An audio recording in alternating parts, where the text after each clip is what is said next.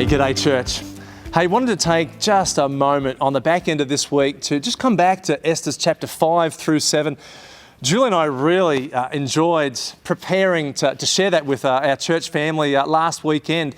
And we really wrestled with this whole idea of the interplay between our human responsibility and divine sovereignty. And you see that so powerfully as the story unfolds throughout this book. In fact, there's probably no other greater book in all the scriptures that has such an amazing account of the providence of God that is just interwoven throughout this entire story.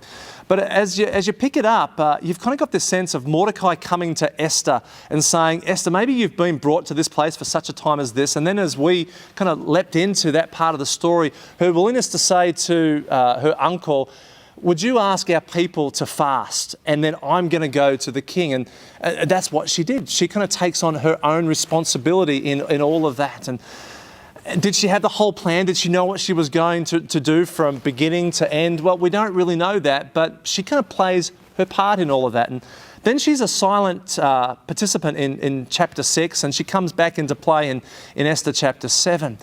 But in Esther 6, you've got this king having a sleepless night now, and his servant brings him the Chronicles of the Kingdom, turns to a particular chapter, and he begins to read about this assassination plot that had been foiled by Mordecai sometime prior to that.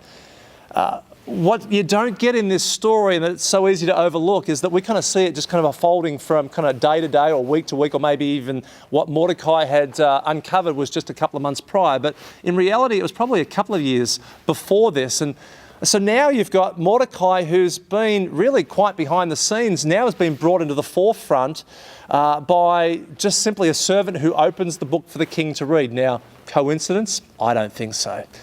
You see, you've got human responsibility of what Esther had been beginning to do, what Mordecai had done previously, and now what God's now orchestrating through a servant as the king's beginning to read all of that.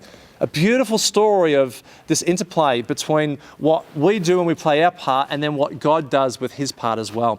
You've got this same example in Daniel, the book of Daniel, which is the story of how the Israelites have been taken into exile, and you really see it in chapters 1 through 4 of that book as well, too, how God is at work in the heart of a pagan king, King Nebuchadnezzar. We don't have time for that today. I encourage you to go and read that. But right here in this story, what it illustrates to us is, I think there's a posture that we've got to keep taking into life. We can't just kind of carry this idea of, well, God's just going to do everything, and so we become fatalistic and we kind of stop and we don't do our part. We have a part to play when it comes to living out our lives as followers of Jesus Christ, as disciples who have a passion to live out our lives in a very real way. So I want to, whatever the situation might be that you're facing this week, that's the posture we want to carry. So whether we're a young adult, whether we're an older adult, whether it's in our work environments, whether it's at university, whether it's in our neighbourhood, we all come up against different things. And I want to encourage us, church, that we've got a part to play. And as we do our part, as we lean into that, we carry the book of Proverbs, chapter 3, verse 5 and 6. Trust in the Lord with all of your heart. Lean not on your own understanding, but in all of your ways acknowledge him and he will make your paths straight. We play our part, but then we trust that God's got our situations as well too. And we put those two things together, and that's how we live out our faith as followers of Jesus. So whatever you might be facing, church, I want to encourage you this week to kind of keep carrying that. We're into the last 3 chapters of this book.